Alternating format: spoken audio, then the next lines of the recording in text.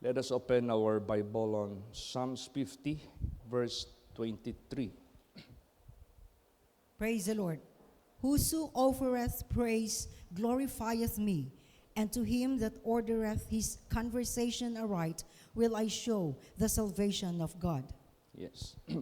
So, nagkaroon na ng statement ang casualties at this moment doon sa Sarangani province. Doon kasi yung epicenter ng lindol. Imagine, it's 7.8 intensity earthquake. Samantalang dito sa Davao, 6.8. Meron ng 31 casualties at meron ng ilang hundreds of mga injuries and ilan pang mga missing. So, kung ating i-imagine, ang salita ng Diyos ay matagal nang naghahayag ng warning. Nagbibigay na ito ng warning, matagal na ito. Kasi ang mga tao ngayon, iba na ang pinupuri. Ano na mga pinupuri ngayon ng mga tao? Artista. Ano na mga pinupuri ng mga tao ngayon? Mga ungodliness, worldliness.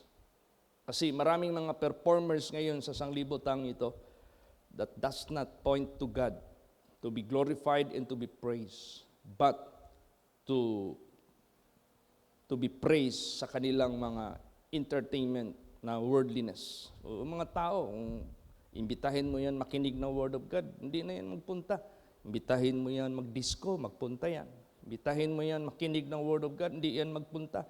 Imbitahin mo yung mga concerts dyan ng mga kilala, pupunta talaga yan.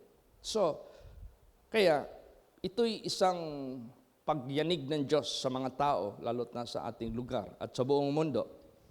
Hindi naman natatago itong siniris na mga nasisirang mga buildings, naiipit na mga tao. So kahit hindi ka nandoon sa actual, you can still feel the shaking of God.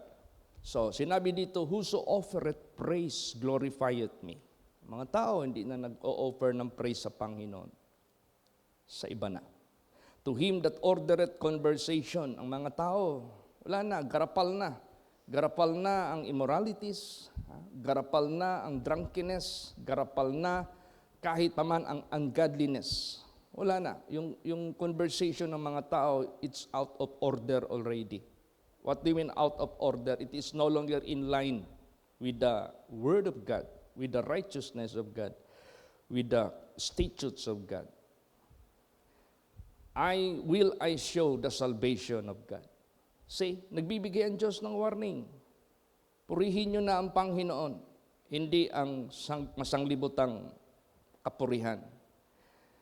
I-order nyo na ang inyong mga gawi sa harapan ko. Magsisi na kayo, tumalikod na kayo sa inyong lahat ng kamunduhan at ungodliness para ihahayag ko sa inyo ang pagliligtas ko. Kaya ang pagliligtas ng Diyos, matagal na itong hinahayag niya. This is being proclaimed in the old days and until now it is being proclaimed. Pinoproclaim pa rin ito, walang hinto. Kaso ang mga tao naaagaw yung kanilang attention sa ibang direksyon.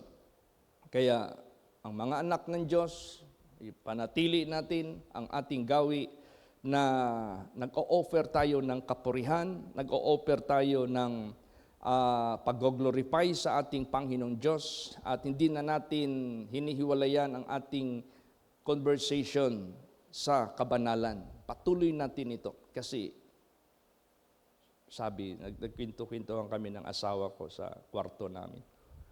Dad, yung lindol ba? Wala mang warning. Kaya maraming taong caught unaware. Sabi ko, parang ganon din ang pagbalik ni Jesus. Bigla lang. Kaya kung merong mang damage na nangyari, mas malaki ang damage sa pagbalik ni Jesus. Kasi imagine pag naiwan ka dito sa rapture, nako, grabe. Ang deception ng masamang espiritu. Paintulutan sila. Paano? Binigyan ng Diyos ang tao humanap sa Kanya, magsamba sa Kanya, mag-glorify sa Kanya. mag-offer sa kanya ng kapurihan, ay ayaw man. Ngayon, pagbalik niya, kunin yung sumunod sa kanya, yung maiwan, para kang pinaubaya na lang doon sa kaaway kasi ayaw mo mang magdesisyon, magbigay ng kapurihan, kaluwalhatian sa Diyos. Praise the Lord. Oo. Ang dami namang mga born again, ang dami namang mga Christians ngayon. Kung maglantala sila sa kanilang mga grupo, para ding buhangin kakapal. Pero mag-ingat tayo. Ano hinuman yung Christianity, kung mix ng worldliness, mix kahit pa man ng ungodliness, useless. Yun yung sinabi ni Lord Jesus Christ sa salita ng Diyos, having a form of godliness but denying the power thereof. Ever learning but never able to come to the knowledge of the truth. They profess that they know God, but in works they deny Him. So, kaya, hindi basta-basta. You have to order your conversation aright. Praise the Lord. Basa pa. Psalms 14 and 15. Praise the Lord. Offer unto God thanksgiving, and pay thy vows unto the Most High, and call upon me in the day of trouble. I will deliver thee, and thou shalt glorify me. Yes. Lalot na itong ating convention or Foundation Day anniversary. This is the moment we will be gathering together and offering thanksgiving. No? Mag-offer tayo ng pasalamat sa Panginoong Diyos. Itong ating mga contribution, itong ating mga tinatawag na collaboration, cooperation sa paghahanda ng ating pag-celebrate, that is one way offering something unto the Lord. Praise the Lord. At saka, nag-offer na tayo ng pasalamat sa Panginoong Diyos. Offer unto God thanksgiving, and pay thy vows unto the Most High. Ito na yung pagbabayad ng ating mga pledges. Ito na yung pagbabayad natin ng ating mga minimithi, ng ating isip, ng ating puso, how I want to help. Yan. So, gawin natin yan. And call upon me in the day of trouble. I will deliver thee, and thou shalt glorify me. See? God knows. The Lord is good and a stronghold in the day of trouble, and He knoweth them that trust in Him. Napaka-importante. Kaya itong mundong ito, si Awi nagtatanong, Daddy Lou, why it did quake, or yung earth naglindol, nag-shake. Mga bata, curious sila masyado, bakit daw? Sabi ko, there is something, or there are something underneath collided. May mga earth dyan na bumabagsak, nagko-collide, mayroong pa ganun, mayroong pa ganun, mayroong ganun.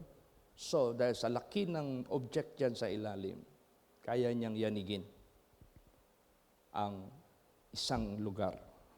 And only God who can protect whom He will protect, whom He will save. Kaya nga dito, ihahayag niya yung pagliligtas niya sa mga anak, mga tao na nag-o-offer sa Kanya, nag-glorify dyan sa Kanya.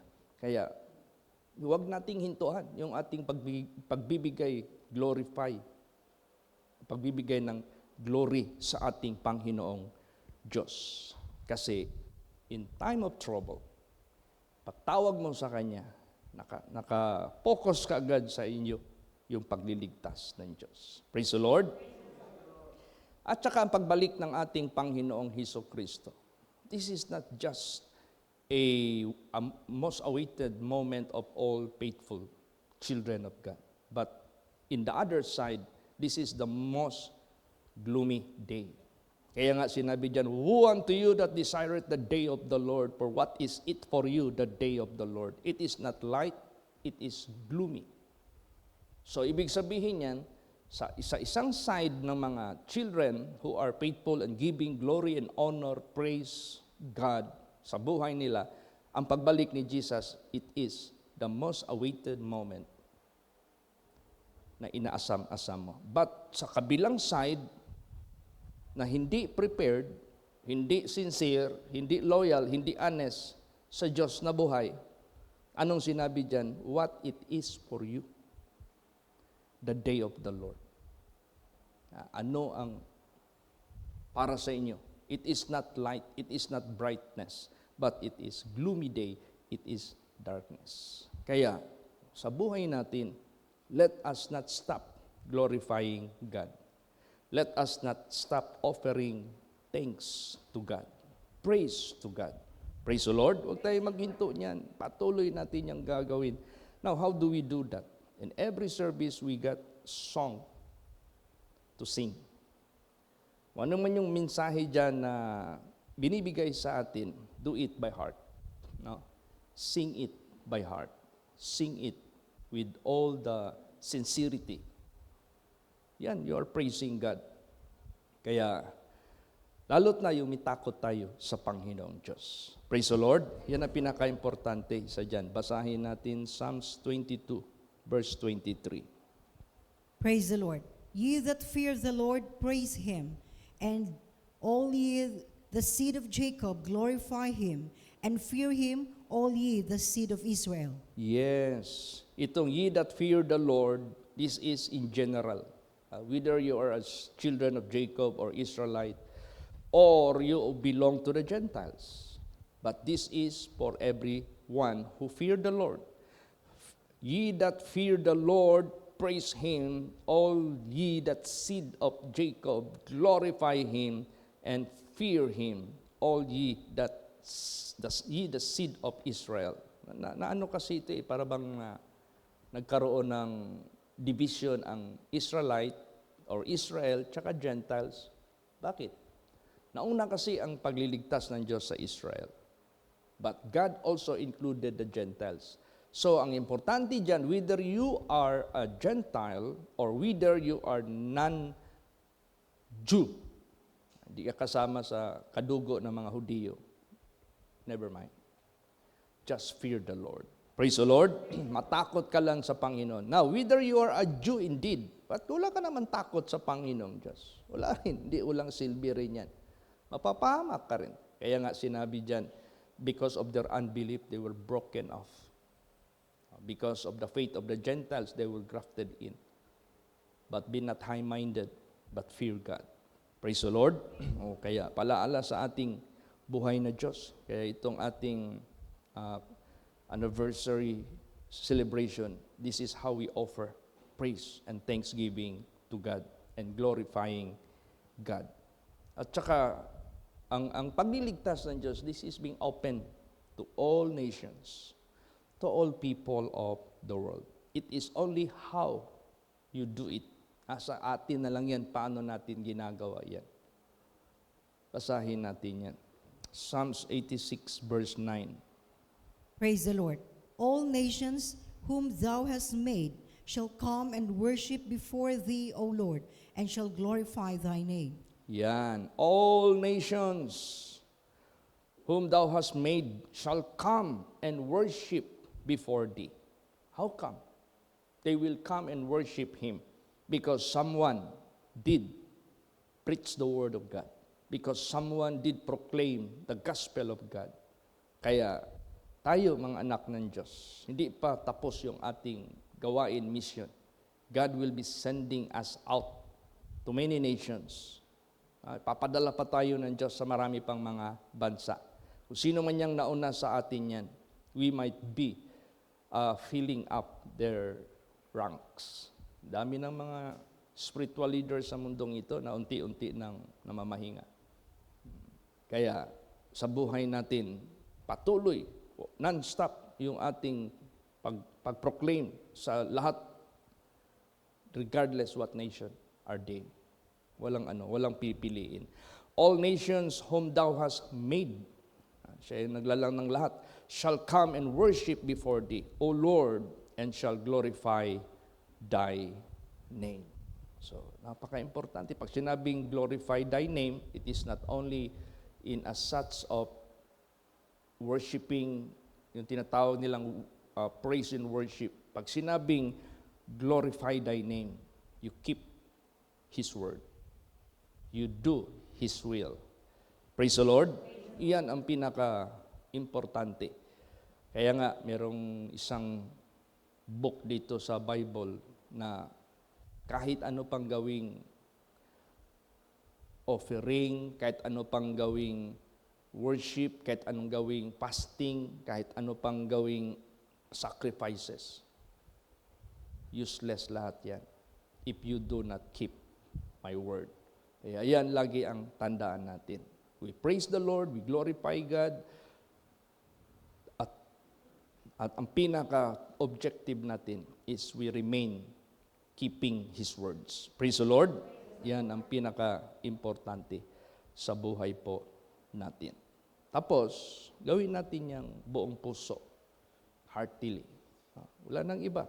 Kasi siya na yung pinaka-source ng ating buhay. Basahin natin Psalms 86 verse 12. Praise the Lord. I will praise thee, O Lord, my God, with all my heart, and I will glorify thy name forevermore. Yes. Ako'y pupuri sa iyo, O Panginoon kong Diyos, sa aking buong puso. Ako'y luluwalhati sa inyong pangalan forevermore. This is not just here on earth, but we will be doing this forevermore. Bakit? Siyempre. First chapter lang yung buhay natin sa physical, meron pang second chapter. And the second chapter is the most lasting one. The second chapter is the most, we could say, unending, infinite. Kaya, yung ating pagpuri sa Diyos, dito pinapractice na natin as being citizen of heaven. Pagdating natin doon, sa panahon na pahintulot ng Diyos, we will be still glorifying His name. Amen? Praise the Lord.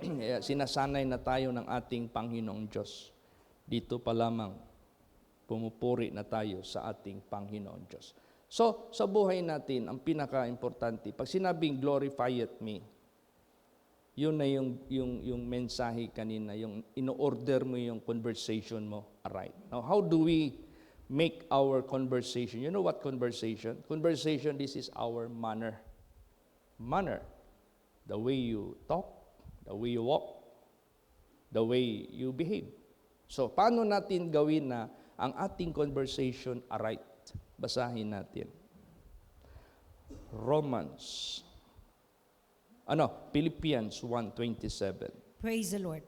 Only let your conversation be as it becometh the gospel of Christ, that whether I come and see you, or else be absent, I may hear of your affairs, that ye stand fast in one spirit and one mind, striving together for the faith of the gospel. Yan.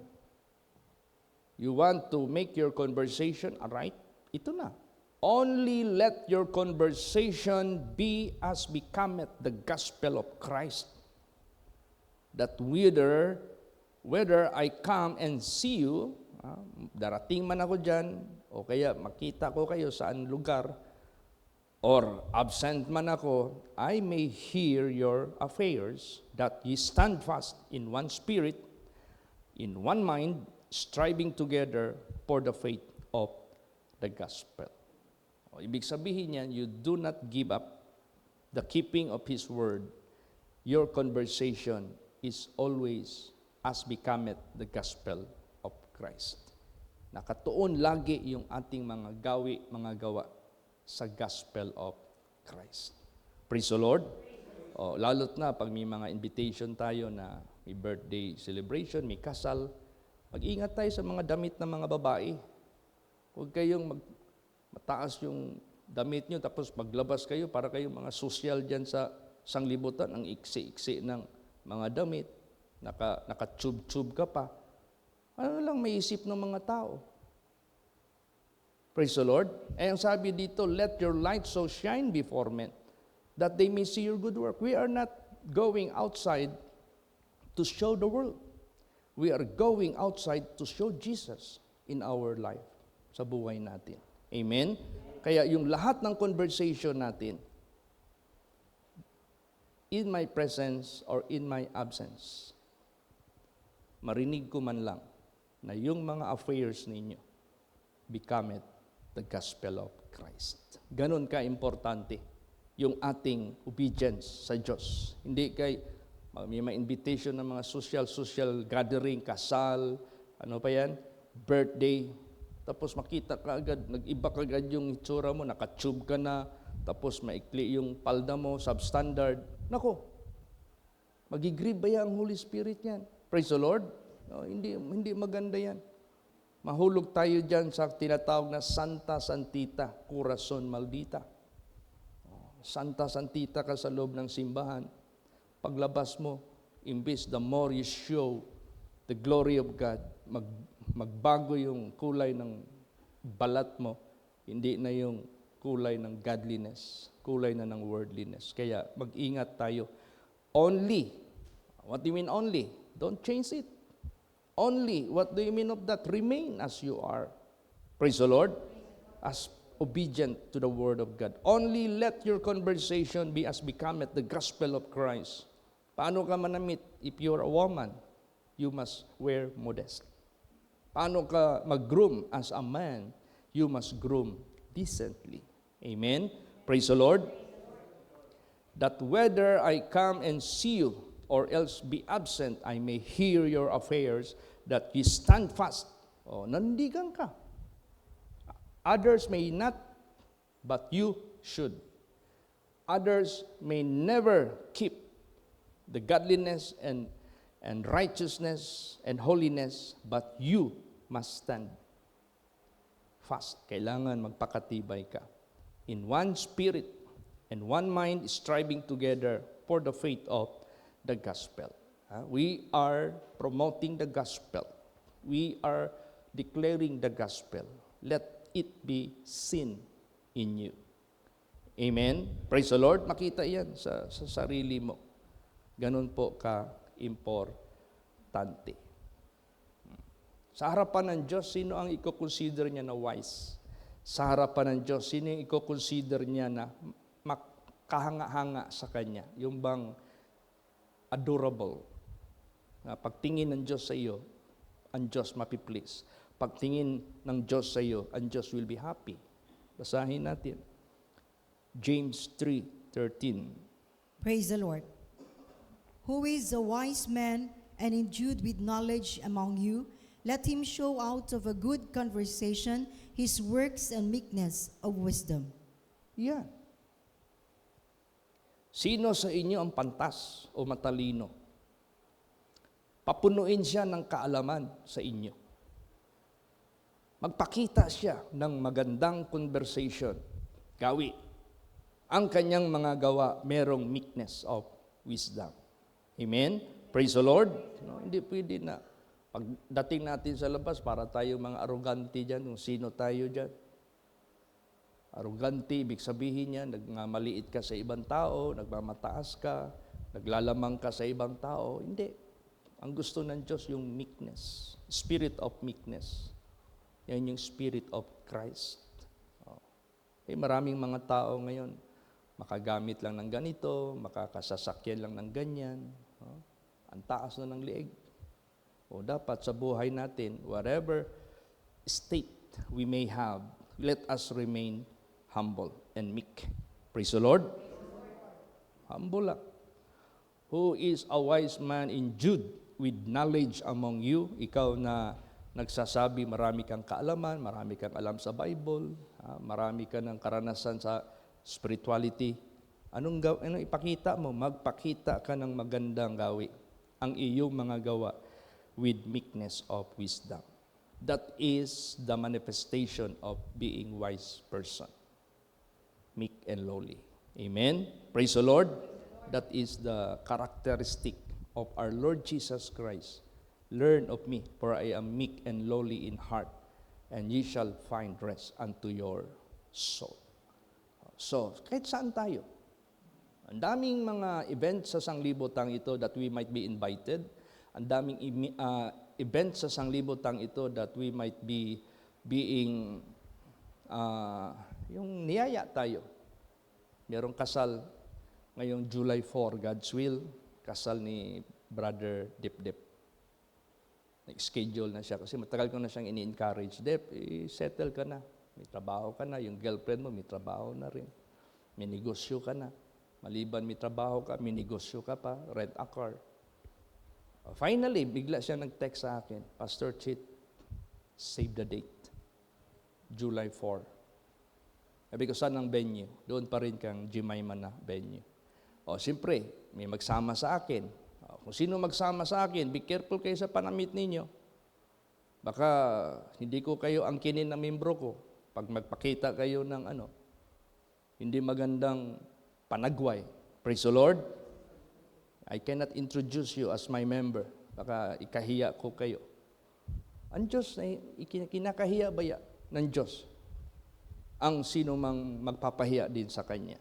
Praise the Lord. Kaya ingat, yung pag-dress up ninyo, kailangan godly. Hindi kayo makikontest kayo dyan sa mga tao sa mundo. Labas ang balikat, labas ang, yung cleavage, ang slit hanggang garter dito sa panty, o sa underwear, makita na. No, wag ka magkipag-contest. Kung meron man tayong tinatawag na striving for the gospel of Christ. Praise the Lord. Kaya nga sabi nga except you exceed the righteousness of the Pharisees and of the scribes, you cannot inherit the kingdom of God. Bakit? Yung righteousness ng mga Pharisees and scribes, they are just to be seen of men, but in reality, they are hypocrites. So, gusto ng ating Panginoong Kristo, lampasan mo yung righteousness nila, whether you are inside of the community of ours, church vicinity, or you are outside of the community of among the children of God, godly ka pa rin. Saan ka man pupunta.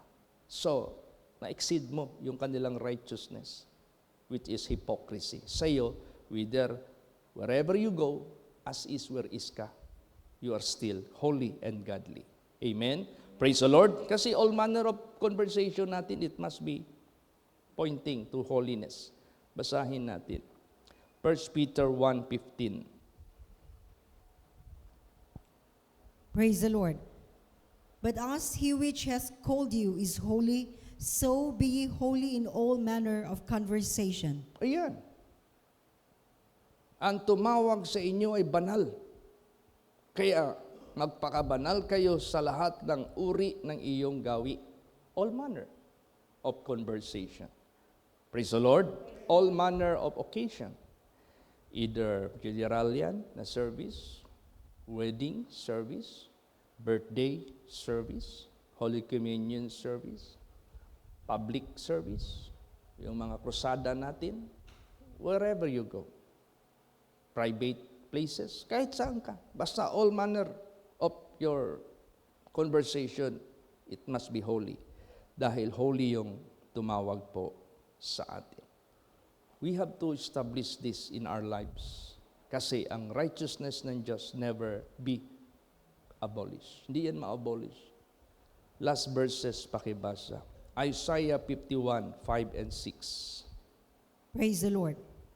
My righteousness is near, my salvation is gone forth, and mine arms shall judge the people. The isles shall wait upon me, and on mine arm shall they trust.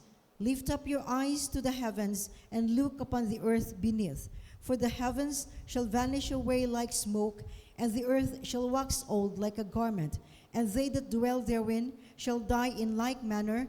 But my salvation shall be forever, and my righteousness shall not be abolished. Yeah. Praise the Lord. Ganon ka-importante na hindi tayo maging shakeable sa pag-conform sa kanyang righteousness.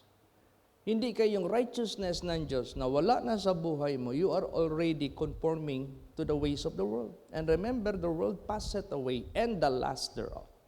But whosoever do the will of God abideth forever. So if you follow after the ways of the world, because you are being attracted, you are being convinced to do same thing with the worldly people, wala yan. That will pass away. Mawawala yan. With the lust thereof. pride of life, para sabihin sexy ka, para sabihin gorgeous ka. Hindi iyon ang ating hinahayag sa mundong ito. No? Tapos mag-short ka dyan sa labas. Huwag mo ipakita yung masilang bahagi ng katawan mo. That is not for sale. That is exclusively for your husband if you are a woman. Praise the Lord. Oh, do not let it baranda sa mga mata ng tao. Kasi ang tao, pwedeng magkasala yan sa mata. Don't let other people tempted by your appearance, by your aura sa sanglibutang ito. Paano? Ang daming mga tao, magpunta ka sa SM, magpunta ka sa Gmall, paiksian ng short pants. Papuukan o short pants.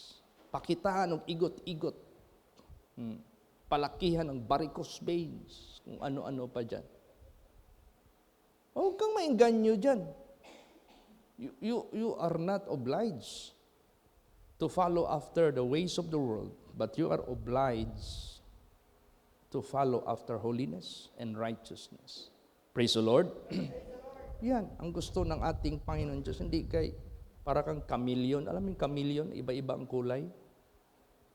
Merong mga master painter ngayon na, Sir, gawin natin chameleon yung sasakyan mo, yung kanyang paint. Ano yung chameleon? Kung dito ka sa left side, mag-green siya. Dito ka sa front, mag-violet. Doon ka sa kabila, mag-silver. Yan yung chameleon. Has many colors. It depends sa pabor sa angle. Ayaw ng Diyos yun. Kaya nga, sinabi dito, only your conversation becometh the gospel of Christ. Praise the Lord. Hindi makita ka banal sa isang lugar, pagdating doon sa kabila kasi malayo ka na sa kabihasnan, para ka ng hinubara ng, para kang isda na kiniskisa ng himbis. Hindi yun. Wherever you go, only your conversation becometh the gospel of Christ. Kaya tandaan natin yan, huwag tayo mainganyo talaga sa sanglibutang ito. Let us be strong. Amen? Praise the Lord. Kaya, whoso offereth praise glorifieth me, and to him that ordereth his conversation aright will I show the salvation of God. Kaya, ano na ngayon ang balita na approaching sa ating mundo? Itong El Niño. Ang Thailand nagbigay na ng alarm or warning sa kanilang bansa that they will be experiencing extreme hot weather. Kasama tayo dyan, Pilipinas. Yung kanilang mga reservoir ng tubig will be level down to a critical level. Magkakaroon ng shortage of water in terms of agriculture and sa lahat na. So, pag magkaganon ang pangyayari, wala ng quality na tanim. Mawala yung quality. Mas-shortage din yung mga pagkain. So, mamahal ang pagkain, mas-shortage ang pagkain. At ang mga heat strokes, rarami ang mga cases. Maraming mga fatalities na maatake sa high blood. Kaya, therefore, sa buhay natin, if Thailand gave such warning to their citizens, much more tayo. Yung pagbalik ni Jesus, yun ang ating paghandaan. Amen? Praise the Lord. Oh, yan ang dapat nating paghandaan lagi. And anything might happen here on earth, meron na yan. Yung salvation, nasa kamay ng Diyos kung sino ililigtas niya. Huwag kang matakot. Kaya nung lumindol yung malakas, pag after ko lang pag-pray kay Brad Rico, pababa na sana ako dito, di na ako nakababa, dito na ako na-caught. Ganon ang pagbalik ni Jesus eh.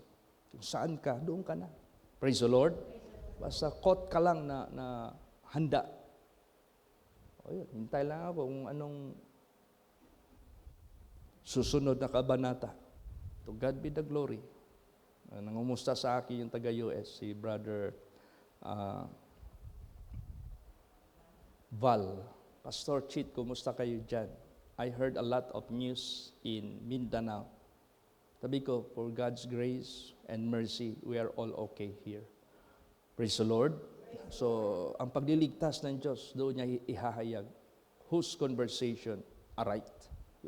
Kaya, shake ito ng Diyos. Pag-shake ito ng Diyos sa mga taong hindi pa nakaalam o hindi pa nagkaroon ng realization sa buhay nila. Kaya, let's pray for all nations. Let's pray for all people of the world na by this scenario, magising din ang mga tao, makaalaala din ang mga tao to make their conversation aright.